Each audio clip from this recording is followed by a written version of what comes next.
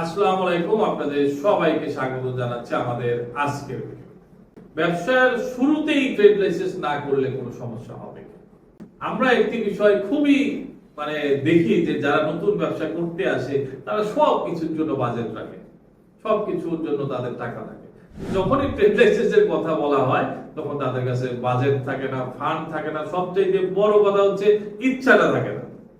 কিন্তু আপনি এটা অবশ্যই উপলব্ধি করবেন যে আপনি যদি আজকে ব্যবসা শুরু করেন, সেটি আজকে থেকে বৈধ করতে হলে আপনাকে ট্রেড লাইসেন্স করতে হবে।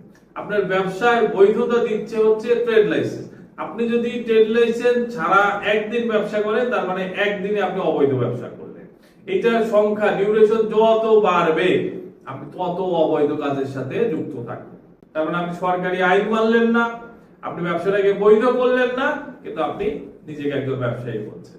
তা আপনার আসল যে আইডেন্টিটি, ব্যবসায়িক যে আসল আইডেন্টিটি ট্রেড লাইসেন্স, সেটা আপনার কাছে নাই।